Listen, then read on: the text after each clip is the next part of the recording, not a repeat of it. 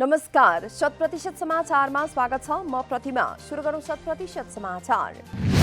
काठमाडौँ उपत्यकाका 3वटै प्रशासन कार्यालयद्वारा सूचना जारी गरी नयाँ आदेश। कोरोनाको बढ्दो संक्रमणलाई मध्यनजर राख्दै यसको रोकथाम, नियन्त्रण र उपचारका लागि थप प्रभावकारी बनाउन प्रशासनले संयुक्त आदेश जारी। 18वटा बुँदामा जारी गरिएको आदेश मंगलबार राति 12 बजेदेखि लागू। घर बाहिर वा सार्वजनिक स्थलमा निस्कँदा सबैले अनिवार्य मास्कको प्रयोग गर्ने, भौतिक दूरी कायम गर्ने, साबुन पानीले हात धुने लगायत स्वास्थ्य मापदण्ड पालना जस्ता नियम, आदेशहरू उल्लेख। राजनीतिक, आर्थिक, सामाजिक, व्यावसायिक तथा अन्य गतिविधि सञ्चालन गर्दा स्वास्थ्य मापदण्डको पूर्ण पालना गर्न पनि आदेश।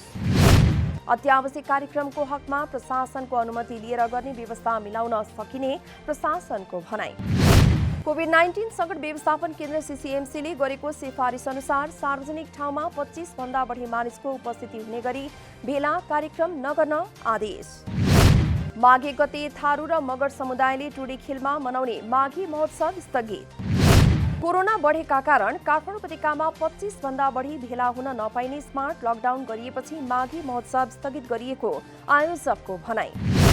थारू माघी महोत्सवका सांस्कृतिक संयोजक नन्दुराज चौधरीका अनुसार टुडी खेलको विकल्पको रूपमा अनामनगर स्थित तमु बौद्ध सेवा समितिमा कार्यक्रम गरिँदै।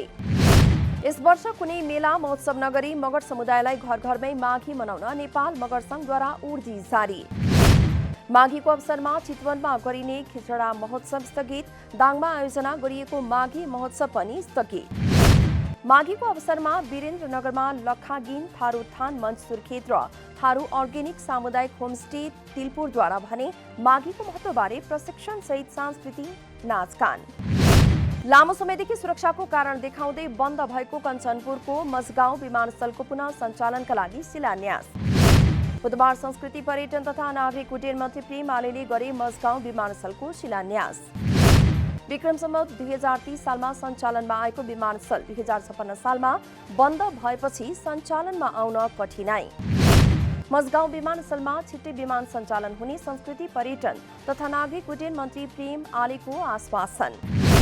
विमानस्थल निर्माणका लागि काम हुँदै गर्दा निर्माण कम्पनीलाई सहयोग गर्न र गुणस्तरीय काम भए नभएको बारे निगरानी गर्न समेत सबैलाई अनुरोध। 1500 मिटरको रनवेलाई 2500 मिटर बनाउन पहल गर्ने र विमानस्थलसम्म जोड्ने सडकलाई 4 लेनको बनाउन समेत बजेटको व्यवस्थापन गरिने मन्त्री आलेको प्रतिबद्धता। कञ्चनपुरको मजगाउँ विमानस्थल सञ्चालनका लागि स्थानीय तह, प्रदेश सरकार र संघ सरकारको साझेदारीमा काम भइरहेकाले प्रदेश सरकारले आवश्यक 25% बजेट सम्बन्धित निकायमा पठाइसकेको सुदूरपश्चिम प्रदेश सरकारका उद्योग पर्यटन तथा वन मन्त्री मानबहादुर धामीको जानकारी। दोधारा चाँदनी नगरपालिकाको 10%, भीमदत्त नगरपालिकाको 15%, सुदूरपश्चिम प्रदेश सरकारको 25% र संघ सरकारको 50% लागत साझेदारीमा काम भइरहेको भीमदत्त नगरपालिकाका नगर प्रमुख सुरेन्द्र विष्टको भनाई।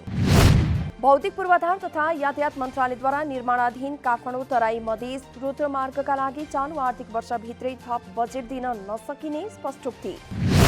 आयोजनाद्वारा भने चालु आर्थिक वर्षका लागि थप 9 अर्ब बजेटको व्यवस्था गर्न भौतिक पूर्वाधार तथा यातायात मन्त्रालयलाई प्रस्ताव। प्रत्यायोजित व्यवस्थापन तथा सरकारी आश्वासन समितिको बुधबार सिंहदरबारमा बसेको बैठकमा थप बजेटको व्यवस्था गर्न नसकिने भौतिक पूर्वाधार तथा यातायात मन्त्रालयका सहसचिव अर्जुन थापाको भनाई। नेपाली सेनालाई बजेटको नै अभाव भए आयोजना समयमै सम्पन्न गर्न नसकिने अवस्था आउनेतर्फ सचेत रहन रक्षा मन्त्रालयका निमित्त सचिव डाक्टर बाबुराम अधिकारीको भनाई। आयोजनाका लागि बजेटको अभाव हुन नदिने अर्थ मन्त्रालयका सहसचिव रितेश कुमार शाक्यको प्रतिबद्धता। रोकटानका कारण स्व आयोजना अघि बढाउन समस्या नहुने गरी काम भइरहेको वन तथा वातावरण मन्त्रालयको भनाई। आयोजनाका लागि आवश्यक क्रसर उद्योगको अभाव हुन नदिने उद्योग सचिव अर्जुन पोखरेलको भनाई। आयोजनाका लागि चालु आर्थिक वर्षभित्र 9 अर्ब बजेट थप गर्नुपर्ने र हालसम्म 25-26 अर्ब बजेट खर्च भइसकेको आयोजना प्रमुख विकास पोखरेलद्वारा जानकारी। प्रधान न्यायाधीश सोलेन्द्र शमशेर जबराको राजीनामा माग गर्दै नेपाल बार एसोसिएसनका पदाधिकारी सहित कानून व्यवसायीहरूद्वारा बुधबार पनि विरोध प्रदर्शन। बुधबार प्रधान न्यायाधीश जबराको राजीनामा माग्दै नेपाल बार एसोसिएसन, सर्वोच्च अदालत बार एसोसिएसनका पदाधिकारीहरू सहित कानून व्यवसायीहरूले सर्वोच्च अदालत परिसरमा गरे विरोध प्रदर्शन। कानुन व्यवसायीहरूको आन्दोलन न्यायालयमा गति प्रदान गर्न र न्यायपक्ष हुनका लागि भैरवको अधिवक्ता कीर्तिनाथ शर्मा पौडेलको दाबी। प्रधान न्यायाधीश सबराले राजीनामा नदिएसम्म आन्दोलन जारी राख्ने चेतावनी।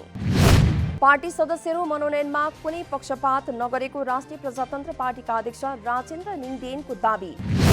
बुधबार पार्टी कार्यालयमा नवनिर्वाचित मनोनित पार्टी सदस्यहरूलाई शपथ ग्रहण। आफूमाथि मनोनयनमा पक्षपात गरेको आरोप लगाइरहे पनि त्यो सत्य नभई निष्पक्ष ढंगले पार्टी सदस्यहरू मनोनित गरिएको दाबी। आगामी दिनमा पार्टीलाई सडक र निर्वाचन दुवै मोर्चामा सशक्त ढंगले प्रस्तुत गर्ने भनाई। जनताले पत्याउने ढंगको रणनीति तयार गरी विगतका कमजोरीलाई सच्याउँदै अघि बढ्ने प्रतिबद्धता। नागरिकता विहीनहरूद्वारा सरकारसँग नागरिकता पाउनुपर्ने माग गर्दै माइतीघर मण्डलामा धरना। धरना कार्यक्रममा नागरिकता विहीन नेपालीका राष्ट्रिय अध्यक्ष इन्द्रजित शाहद्वारा जन्मसिद्ध र एकल आमा सन्तानलाई सरकारले नागरिकता नदिएको आरोप। संविधान बनेको 6 वर्षसम्म नागरिकता ऐन संशोधन नगरेको प्रति आफ्नो आन्दोलन रहेको भनाई। संविधानमा एकल आमा र जन्मसिद्धका सन्तानलाई नागरिकता दिने भनिए तापनि संशोधन नगरी आफ्नो अवहेलना गरिरहेको आरोप। सरकारले आफ्ना नागरिकहरूलाई अनागरिक रूपमा राख्न नपाउने भन्दै सरकारको बारम्बार ध्यानाकर्षण गराउँदा समेत बेवास्ता गरेको दाबी।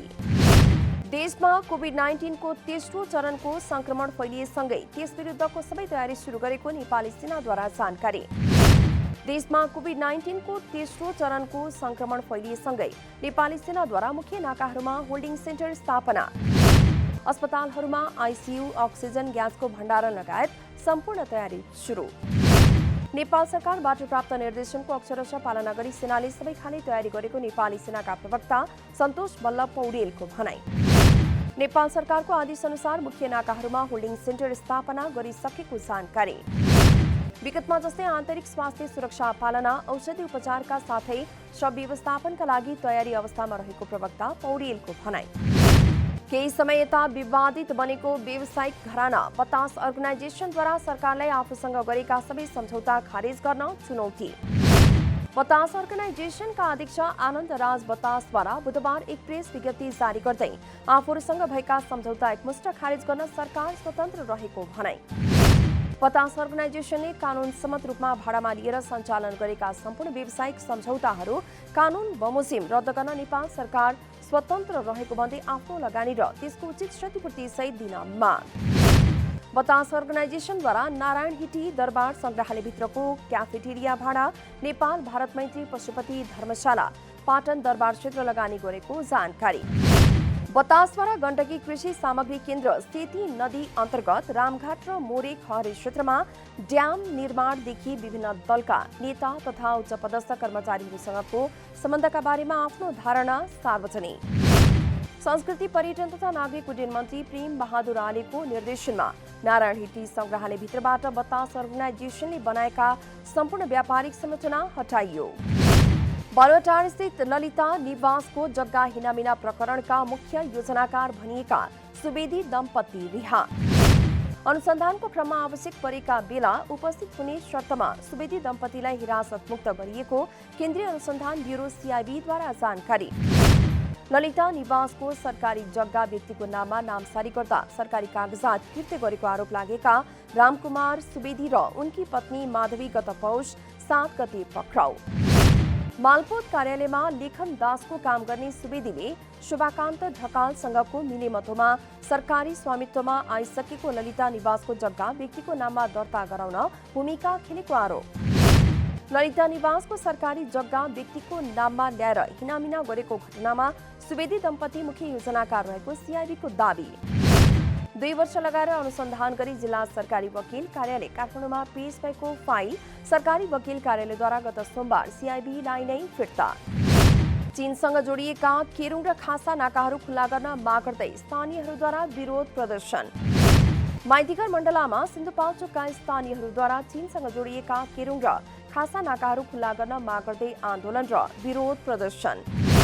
चीन आवत जावत गर्ने केरुङ र खासा नाकाहरू खुल्ला गर्न आन्दोलनमा सहभागी अमीर तामाङको माग। राष्ट्रिय दुग्ध विकास बोर्डद्वारा प्रशोधित दूधको मूल्यमा 10 रुपैयाँ वृद्धि गरी 86 रुपैयाँ बनाउन कृषि तथा पशुपक्षी विकास मन्त्रालयलाई सिफारिस। राष्ट्रिय दुग्ध विकास बोर्डले गठन गरेको दुधको मूल्य निर्धारण सिफारिस समितिले तयार पारेको प्रतिवेदन अनुसार हाल दुधको मूल्य 76 रुपैयाँ रहेको र त्यसमा प्रति लिटर 10 रुपैयाँ वृद्धि गरी लिटरको 86 रुपैयाँ बनाउन प्रस्ताव। दुधको मूल्य आर्थिक वर्ष 2074 भदौ 1 गते प्रति लिटर 70 रुपैयाँ र 2076 भदौ 21 गते 76 रुपैयाँ कायम। पछिल्लो 24 घण्टामा 3075 जनामा कोरोना संक्रमण पुष्टि। 9051 पीसीआर र 3985 एन्टिजेन परीक्षण गर्दा 3075 जना कोरोना संक्रमित थपिएको स्वास्थ्य तथा जनसङ्ख्या मन्त्रालयद्वारा जानकारी। पछिल्लो 24 घण्टामा कोरोना संक्रमणबाट 2 जनाको मृत्यु। यो सँगै नेपालमा कोरोनाबाट मृत्यु हुनेको संख्या 11,692 पुग्यो। बुधबार 278 जना संक्रमण मुक्त। हाल सक्रिय संक्रमित संख्या 11,690 रहेको स्वास्थ्य तथा जनसङ्ख्या मन्त्रालयको भनाइ। डडेलधुराका कृषक परम्परागत खेती प्रणाली त्याग्दै आलु खेतीमा सक्रिय। आर्थिक प्राविधिक यन्त्र उपकरणमा प्रधानमन्त्री कृषि आधुनिकीकरण परियोजना इकाइ आलु सुपरजोन डडेलधुराले सहयोग गरेपछि कृषकहरू उत्साहित। आलु खेतीले विगतमा गरेको खेतीभन्दा बढी आमदानी भए तापनि रोकिराबाट आलु जोगाउन भने हम्मे। स्थानीय तहले वडामा कृषि प्राविधिक राखे पनि कृषकलाई परामर्श नदिने गरेका कारण समस्या। डडेलधुरामा 121 हेक्टर क्षेत्रफलमा लगाइने आलु खेती 4 वर्षमै 700 हेक्टर क्षेत्रफलमा फैलियो। सरकारद्वारा चालू आर्थिक वर्षको पहिलो किस्ता बापतको आयकर पौष मसान्तभित्र दाखिला गर्न ताकेता। आन्तरिक राजस्व विभागद्वारा आर्थिक वर्ष 2078-79 को आयकरको पहिलो किस्ता बापतको कर तथा विवरण यही महिनाको मसान्तसम्म बुझाउन ताकेता गर्दै सूचना जारी। ठूला करदाता कार्यालय, मध्यम स्तरीय करदाता कार्यालय, सम्बन्धित आन्तरिक राजस्व कार्यालय र करदाता सेवा कार्यालयमा कर बापतको रकम दाखिला गर्न ताकेता। विश्व ब्याङ्कद्वारा चालू आर्थिक वर्षमा नेपाल सबैभन्दा कम आर्थिक वृद्धि दर हासिल गर्ने मुलुकमा रहने प्रक्षेपण। सन् 2022 को पहिलो प्रक्षेपण सार्वजनिक गर्दै विश्व ब्याङ्कद्वारा यो वर्ष नेपालले 3.9% को आर्थिक वृद्धि दर प्राप्त गर्न सक्ने अनुमान। नेपाल सरकारद्वारा भने 7% हाराहारी आर्थिक वृद्धि दर हुने अनुमान। कोरोना विरुद्धको खोप अभियान र यसले अर्थतन्त्र चलायमान भइरहेको अवस्थामा देशको वृद्धि दर हासिल हुन सक्ने विश्व ब्याङ्कको अनुमान। यो वर्ष सार्क मुलुकमध्ये सबैभन्दा राम्रो आर्थिक वृद्धि दर मालदिप्सले गर्ने। आर्थिक वृद्धि दर गर्ने मुलुकमध्ये दोस्रो स्थानमा भारतले 8.3% को वृद्धि दर भेट्टाउने प्रक्षेपण। विश्व ब्याङ्कका अनुसार मालदिप्स 11%, भारत 8.3%, बङ्गलादेश 6.4%, भुटान 5.1%, नेपाल 3.9%, पाकिस्तान 3.4% र श्रीलङ्काको आर्थिक वृद्धि दर 2.1% हुने विश्व ब्याङ्कको आकलन। तालिबान सत्तामा आएपछि करिब 80% अफगान पत्रकारको पेशा परिवर्तन। अफगानिस्तानको पत्रकार फाउन्डेसनका अनुसार हाल अफगान पत्रकारहरू सबैभन्दा खराब आर्थिक अवस्थाबाट गुज्रिए। करिब 79%ले आफ्नो जागिर गुमाएपछि जीविकोपार्जनका लागि अन्य पेशाको सहारा लिन बाध्य। लोकतान्त्रिक सरकारको पतनपछि पूर्वी प्रान्त नाङ्गाहार, लघमान, नुरिस्तानमा 6वटा रेडियो स्टेशनहरू बन्द। 91% पत्रकार भने आफ्नो पेशाप्रति असन्तुष्ट। अध्ययनमा 390 जना पुरुष र 72 जना महिला समावेश। रिपोर्टर्स विदाउट बोर्डर्स र अफगान स्वतन्त्र पत्रकार संघले गरेको सर्वेक्षणद्वारा अगस्तदेखि अफगानिस्तानमा 40% मिडिया बन्द। सर्वेक्षण अनुसार देशभर 231 सञ्चार माध्यम बन्द। 6400 भन्दा बढी पत्रकारले अगस्त 15 यता जागिर गुमाए। अमेरिकी पूर्व राष्ट्रपति डोनाल्ड ट्रम्पलाई अपहरण गरी मार्ने धम्की दिने व्यक्ति पक्राउ। अमेरिकी गुप्तचर सेवा र प्रहरी अधिकारीद्वारा ट्रम्पलाई धम्की दिने न्युयोर्क निवासी 72 वर्षीय थोमस वेलिन्स्की मेल्निकलाई पक्राउ। नियोजित ढङ्गले फोन मार्फत पूर्व राष्ट्रपति ट्रम्पलाई अपहरण गरी मार्ने धम्की दिएको प्रहरी अनुसन्धानबाट खुल्यो। आरोपित व्यक्तिले फोन र भोइसमेल मार्फत ट्रम्पलाई अपहरण गरी मार्ने धम्की दिएको प्रहरीको भनाइ। एपीएफ क्लबले दोस्रो संस्करणको टाइगर कप महिला तथा पुरुष भलिबल प्रतियोगिताको महिलातर्फ दोस्रो जित निकाल्यो। पोखरा रङशाला स्थित भलिबल ट्रेनिङ सेन्टरमा बुधबार न्यू डायमन्डलाई 3-2 को सेटमा हराउँदै एपीएफ विजयी। रोमाञ्चक बनेको खेलको पहिलो सेट न्यू डायमन्डले 25-21 ले जित्यो। दोस्रो सेट एपीएफले 25-21 ले आफ्नो बनायो। तेस्रो सेट न्यू डायमन्डले 25-10 जित्दै 2-1 को अग्रता बनायो। चौथो सेट एपीएफले 25-12 ले जितेपछि खेल पाँचौं सेटमा पुग्यो। पाँचौं सेटमा एपीएफले 15-8 ले जित्दै खेल आफ्नो बनायो। जितसँगै एपीएफले 3 खेलमा 5 अङ्क जोड्यो। अवस्था 100% समाचार अहिलेलाई यति नै। नमस्कार।